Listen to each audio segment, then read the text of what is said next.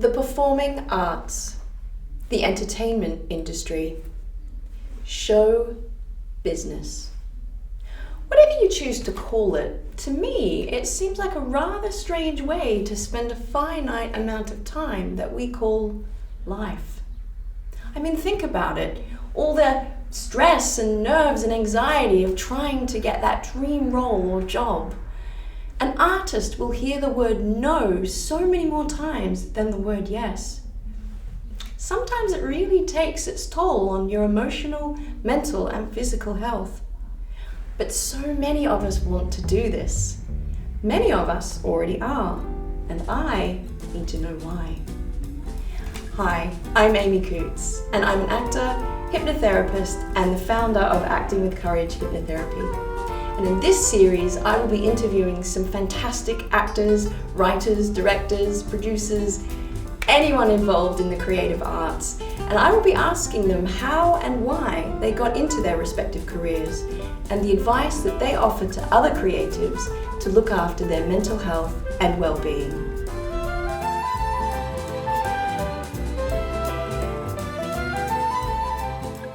It is no secret that there are many talented Australian actors currently residing in Los Angeles, kicking some major goals in film and television. And my guest today is one such example of that. Best known for her role as scientist Dr. Sigourney Gaines on Nickelodeon hit TV series I Am Frankie. I am very excited to be joined by the delightful, talented actor who I also get to call my friend, so that's very nice. Carrie Schroeder. Hello, Carrie. How are you? Hello, Amy. I am very well, thank you. I'm so excited to be here. Yeah, well, I'm excited to have you. This is amazing. I always love when we catch up, but we get to like really dig into the meat and potatoes today. Oh, I'm very excited about the veggies. Now, Carrie, I have to ask, in all honesty, acting, seriously? Like, that's not a sensible job. Why did you choose acting? It is not a sensible job. Well, this is going to sound super cliche, but I don't know if I ever chose it. It was just something that chooses you. Like my mum is a nurse. It's all she ever wanted to do. My mum is too. Oh my God. And they have that calling, right? Yes. That's all she ever wanted. She's very creative as well. She actually got a musical scholarship and she was accepted to all of these musical schools. And she's like, no, I want to save lives. Wow. And yeah, and it's all I've ever wanted to do. I started off as a dancer, loved dancing, and missed a lot of school because dancing was more important. When I was 16, I got did my first play, and ended up getting the lead with that. It was Secret Garden. And when I did that, I went, oh, wait a second. maybe this is actually what I want to do. And I just fell in love with acting. Because obviously dancing is performance and there's a lot of acting involved in dance because I did a lot of contemporary dance. Yes. And that was it. And I actually found my first grade report card. I was going through some old stuff. Wow. And it was actually talking about how I had this flair for the dramatics and I love performance and blah, blah. I'm like, well, there you go. See, it's always been there. Yeah, they say, so did you say grade one? Yeah. Yeah, they actually say around about, I think it's between like the age of about 7 and 12. You actually pretty much know what it is in your heart that you want to do. How interesting, isn't it? It's just always something that I've been drawn to, and I cannot imagine doing anything else. So you moved to Los Angeles from Melbourne that's about 7 years ago, right? Yeah, this will be my 7th year. Wow. Okay. Yeah. So that's a pretty ballsy move, and a lot of the time, as you might recall, we're sort of discouraged. Particularly Australians are often discouraged from making that move. The odds seem a bit against us, or against anyone who moves to Hollywood, I guess. Yeah, because you have to compete on a whole other level. How difficult was it for you when you first moved there in the beginning? Do you mean performance-wise or just life in general? Well, you can talk about both. Well, I must say it's so interesting because we have so much American content and culture in Australia from television and everything else. We do. So it really didn't feel, yes, I knew I was moving to a different country, but it didn't feel like it was this huge culture shock. It didn't feel like, there was no language barrier or any of that. But for the first 3 months, it really was a hard slog, you know. Wow. Everything was back the other way, and all of a sudden I had to think about stuff that I would never think about. Like, how often do you think about driving when you get in the car? Yeah, for sure. You're playing with the radio, you're setting your GPS, you're doing whatever. Mm-hmm. And so to actually have to think about driving for the first time, just to go to the post office or to the supermarket or to run errands, took so much of my brain power. And I realized, like, at the end of 3 months, I'm like, oh my God, this is hard. Like, it's hard. Yeah. I wasn't expecting things to be hard. Mm. So I realized, though, and of course, the rules obviously are different, and you're on the other side of the road. And for some bizarre reason, I decided to get a manual car. So I was changing the gears with a different hand. Wow. And I was like, yeah. It's funny. I didn't anticipate that answer, but it does actually. I mean, not only are you trying to navigate getting into a new industry, which we'll talk about in a second, but you have the added stresses of things like that and life stuff that's different as well, which I guess I sort of didn't immediately think about. But for sure. It took a lot of energy just to do normal things. So I realized the minute I started playing with the radio and changing the channel in my car, I was like, oh, I think I'm good now. Hey, that's longer than 3 months, I assure you. Yeah, of course, then you get here and you don't know anybody. Mm-hmm. So you really do have to build those relationships again. I took a lot of classes when I got here just to meet people. I was very lucky, though. I had a network of people here, friends, and I think that was a game changer. I think it's very, very hard to come over here with no support system, where yes, you might have connections in the entertainment industry through your manager or through your agent, but again, you still have to go through the process of meeting them. And what happens if there's no connection there? Then you have to go, oh, okay, and rethink all of your strategy. And you know, it's a tough town. So it's so important, even if you do come over here by yourself, just find your network of people. The first thing that you should do is just get a network of people. Find a group of, I mean, there's so many Aussies in LA. There's actually an organization called Aussies in LA, because you know, you can go a little crazy town, because if you're not getting auditions or you're not getting meetings, it can be really tough.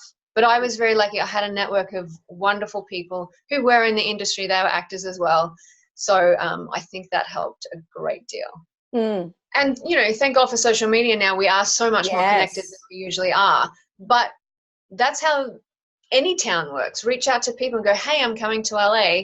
Not, can I sleep on your couch? But, you know, is there like open mic nights? Is there like comedy show? Like all of that. What are you interested in? Is there a group? Is there a class? And go to class, because that's where you're going to meet people. Yeah, join for sure. a theatre company if you really want to just broaden those contacts. I think that's super important. Yes. And people over here, I find, and it may be different as a gross generalization, Americans are really friendly.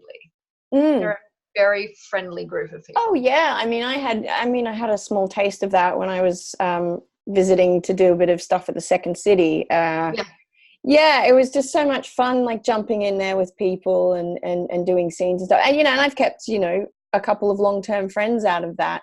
Which is really nice, and it's nice to come back and to see those people as well and to stay in contact. So and everybody's really encouraging. Like, yes, there's competition obviously, but it's not, from my personal experience, it's not been anything cutthroat. Everyone's like, yep, what do you need? What can I get you? It's been really, really lovely. But you know what? I think a big part of that, I mean, knowing you as I do, I think that might be the energy that you put out there as well. Like you put out an energy, you don't put out, I never felt ever that you've put out an energy of being cutthroat or being, you know, you and I are in competition.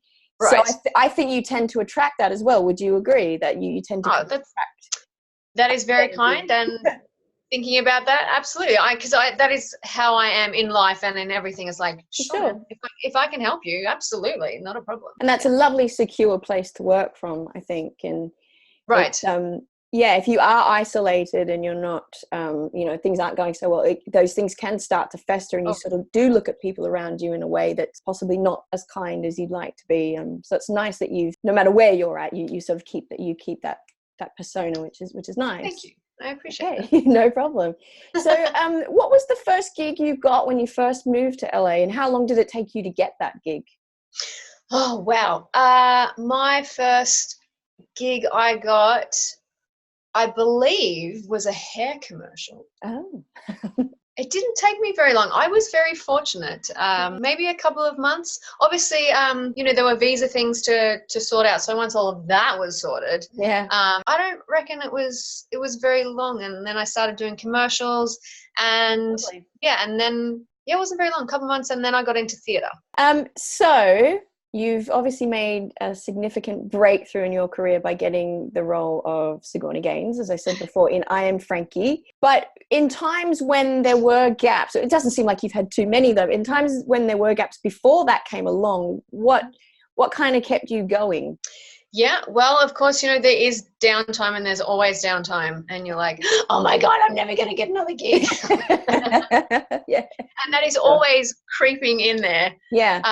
It can be a very unhealthy industry, as I'm sure that many other industries are. And I hear a lot of people give this advice, have something else that you're passionate about or that you do, whether it's a hobby or another job. I got involved with a dog rescue. I started volunteering during my downtime. Obviously, I do classes. When there's nothing going on, I pop back into class, which is always good. But being able to give something of myself is so important to me. And it's so important for your brain to feel like you are being productive and you are doing something good instead of just waiting for the phone to ring. Yeah. Yeah, and I know a lot of other people create their own content, or they write, or they do sorts of things, but it's just really important to me to be doing something good in the world for me. And I think what's lovely about that is you've chosen something away from performing and acting, which I think is very useful as well to kind of keep that nice balance. It's Strut Your Mutt, isn't it? Strut Your Mutt is one of the national things that we're involved in, but it was a local German Shepherd rescue. Yeah, that's right. You've got the lovely German Shepherd, Dusty. Yes, I do. She's neurotic, but she's absolutely gorgeous.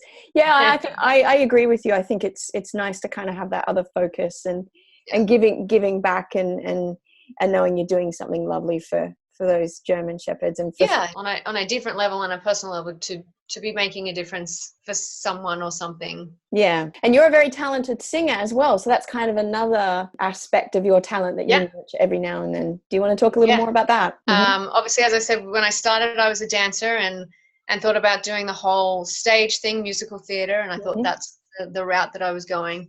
And I had a fairly severe injury on stage, which ended my dancing career.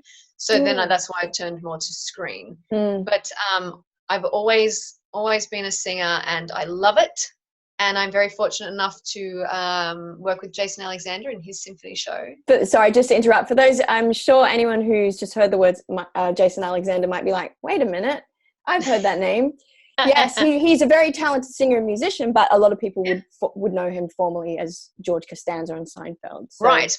But and a lot of people don't know he won a Tony Award he used to be on Broadway a lot. Fabulous. Very kind and generous man. So I love being able to still have that part of my life still active, and I love performing and singing. So that's so much fun. And it also allows me to travel and see parts of America that I haven't seen. And I know that with I Am Frankie, you filmed that in Miami. Is that correct? Yes, we do. Excellent. It seems that you keep a very balanced life, which is really fantastic. You're a wonderful example for people back home or anyone who's watching this to kind of see that you can achieve that if you really put in the time and effort. But I just wanted to know, anytime before auditions or anytime you've had a part or whatever, have you ever had unhelpful self-talk going on in here? And what have you done to kind of get rid of that self-talk? Sure, and especially being Australian, I think we also, as a gross generalisation, we have the tall poppy syndrome in Australia. Absolutely, we do. So that is very strong, and I am very aware of that, most unfortunately. And it took a long time, because you get here and you go, who the hell do I think I am? Like, what am I doing? Right. I've had that even here. Like, sure, here I am, this little girl from country town Australia in LA. So I had to overcome that and realize that there's nobody else who can bring what I can bring to the table. Oh, fabulous. I'm so glad you said that. I'm so glad you said that, because that is such an important thing, is that, well, don't see it as a disadvantage, see it as a Right. breath of fresh air that may not exist. Exactly. And you are, especially in television, you're not going to be cast as somebody so, unless it's a huge character role, you're not going to be cast as someone so far outside of yourself. So you have to bring whoever you are to the table. But that was a very huge obstacle that I had to come over. And obviously when there's not much going on, that creeps in again, because it's just meditation has been very, very important in my life. My practice changes depending on where I am. Before I go into an audition, I really center myself. I just go through all of my chakras, and I'm like, okay, so this is who I am, and this is what we're doing, and this is the space I'm at here and now. Yeah, and I have to say, I mean, it took a long time for me to kind of get to that realization. But yeah, I mean, I've been meditating as well for about the last 4 years, and it's just unbelievable. And I recommend it to anyone, not just in the arts, but anybody in life, is just, given how fast everything's moving now, and we're seeing, epidemics of loneliness and anxiety just creeping in. And so I mean, I'm all for that. And, as you know as well, I'm a hypnotherapist. And so really delving in and that self, really kind of psyching yourself up and going into that really calm space and telling yourself, I can do it, I'm enough, I've got all that, is I am enough. Oh my God, that is huge. And I see that is behind you on your wall. It is, yes, it is indeed. And don't you love that, the little oyster I love shell? It. Because that's it, full stop. I am enough, full stop. That's it. Whatever you are doing today, I am enough. Yeah. And that is huge. And if you can accept that as truth, that's everything. Exactly. Well, Marissa Peer, who is Britain's top therapist and whose method I've trained in, she would be very happy to hear that, because she's really brought that to the surface again for people to kind of, meditate on that thought of I am enough. I mean, again, I've got other friends that live in LA, and you could probably agree with this as well, as when you're seeing all these billboards as well. For him, he says, I see these billboards of these male models, and it just makes me feel so inadequate, and I just feel all these constant reminders of how I'm not enough, and I just feel like saying, but you don't need to be that male model though. Right. But if you want to be that male model, go, okay, so this is where I am today, this is what I need to do to achieve that.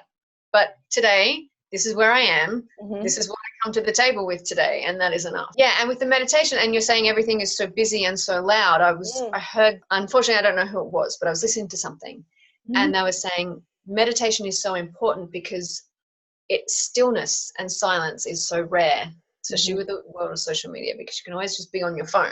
It may be quiet, but you're still scrolling, and that silence and that space is where we create our thoughts, where we come up with inventions, where we come up with ideas.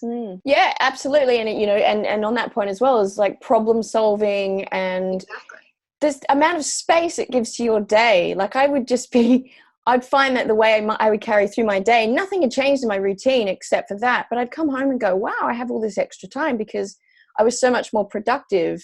Right. And I'm so calm and got all this free time now, because I wasn't inefficient in the way that I was running around, because I wasn't rushing. So I think Eastern societies have been diligently practicing in yoga for a long, long time. And now Western society is like, oh, it's so trendy and cool. But it's like, no, it's been around for hundreds of thousands of years. Right.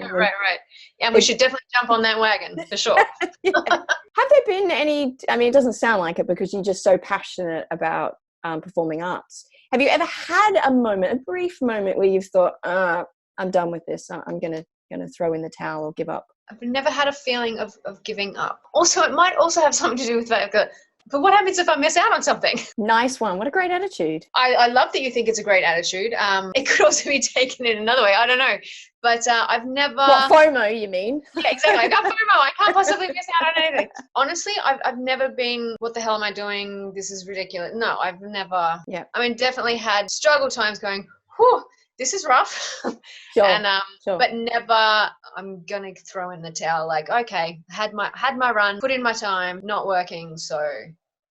Yeah, never had that. So have you ever had any fellow actors where they've sort of said to you, or you've observed or noticed it, or just for anyone generally who thinks they may just give up because it's all too tough? What do you say, or what would you say to them? Well, obviously it's a very personal decision, and it's just living with no regrets. If you're like, you know what, I did everything I could, I loved everything that I did, and I gave it everything that I had, it's not making me happy anymore. Like, if it's not making you happy, what are you doing? And that's anything. Yeah. Like, obviously we all have to eat. That's a whole different situation. Yes, You got to you eat and do. you got to pay your rent. Yes, you do. Right. So do those things, but find something that making you happy. And if the hustle is not making you happy anymore, and there's a lot of people in this industry that do get to that point and go, I just don't want to work this hard to have to pay my rent. Like, Yeah. it's too hard. Mm. Then great. Then because if you don't love it, this industry can be so tough, because the rejection after rejection after rejection is so hard to stay in front of, that if you also got this thing of like, oh dear God, what's the point? Then absolutely, I've had people have gone, I don't love it. Then don't do it, man. Find something that makes you get up every day and go, I'm so lucky that I get to do this. I think, obviously success is different for so many. Yeah. Definition is so different for everybody. But it's okay to go, you know what, I'm done. How do you know that you do have another passion out there if you're not exploring everything else?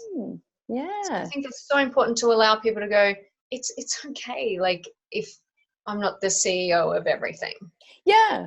I would hate for anyone, any Australian actors or any expat actors that happen to go to LA or wherever they choose to go, and then go home and feel like, oh, I failed, or I didn't do very well, or the fact that you went over there means you didn't fail. The fact Exactly. that you got everything together and managed to financially, emotionally, physically get yourself over here. And I don't know, stay here. How long do people stay here for?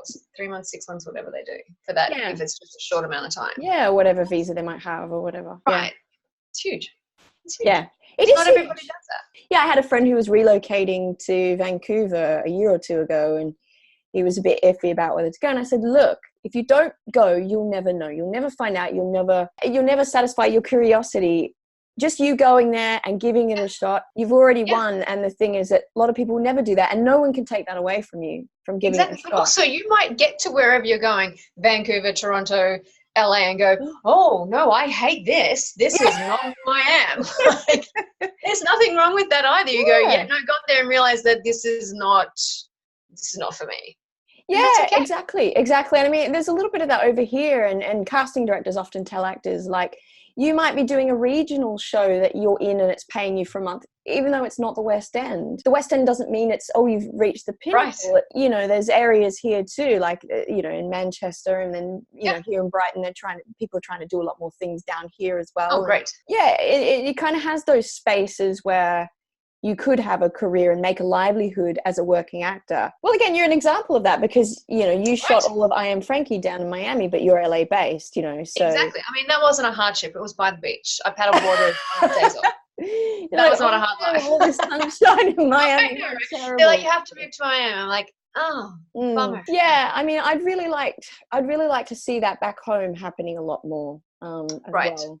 I'd love to see that. I'd love to see that you don't necessarily have to be in a massive city to, as massive as us. Your craft and a massive city, All a couple of million people, but you know what I mean, is that totally.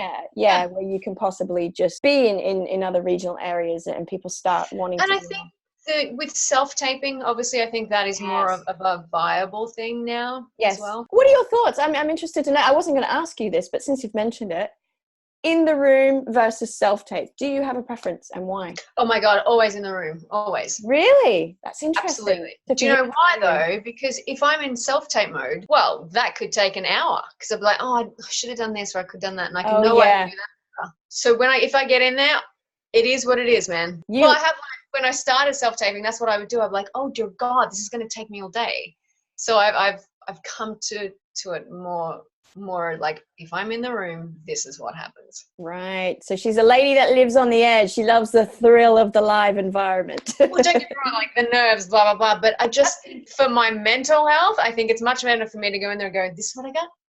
Here it is. That's fascinating. And I'm going to put this out to anyone who watches to see, well, do you feel the same way as Carrie does, or is it different for you? So that's an interesting. I do know a lot of people who actually prefer the self-tape, because they have so much more control over it.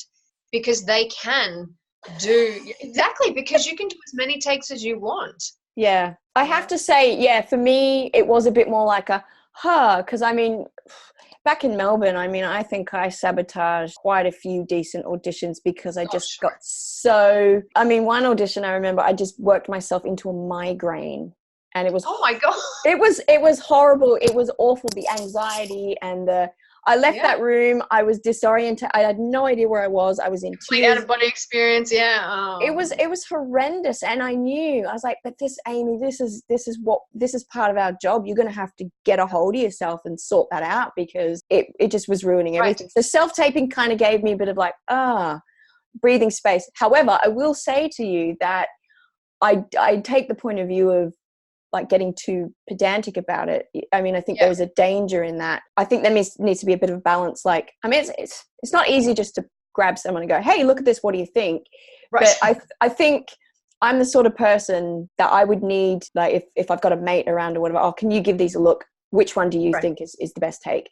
Because you get too close to it. You get too close to it. Because otherwise, then you have to edit it yourself, and you're looking at yourself going, what was that? And give that to somebody else. I don't know. Yeah. So, I mean, In the Room does have its merits, because that's it. You've done it. And I mean, I have to admit, I do love doing a theatre audition. I've always enjoyed that. That's something I could never do on a self-tape, I don't think, unless I really had to. But right. I love the thrill of being in the room, and that's probably why I enjoy theatre. Is that dangerous? Yes. It's that I do love the danger of theatre, but for some weird reason, the auditioning for a TV thing in a room is just, it's weird for me, which doesn't really make any sense, you know? Well, no. I mean, it's your perception of everything, right? Yeah. I mean, I don't know how you flip it to go, it's just a theatre audition. Just go in there and do my theatre audition, because I love that. Yeah, exactly. But then again, I think too, I wonder, it sort of goes back to what you were saying makes you happy and all that as well, is I know you've done some theatre since you've been in LA, but obviously you're geared a lot more towards TV. Right. I think it's that thing as well. What I've started to learn from people I've observed even here in the UK is that actually I think it's okay to, if you don't want to do film and TV and you want to just do theatre or vice versa. Yeah. I think that's another thing we've got to realise as well, right? Is that, actually, I'm a bloody good theatre actress. Right. But my TV and film work may not be as good. And that's okay too, you know. And that it is okay. Because otherwise you could be good at both, make you unhappy. You're like, oh my God, I hate myself when I do those things. Yeah. Either want it enough to change it and go and do classes or whatever and go, you know what, that's just not who I am. It's just not who I am. Yeah.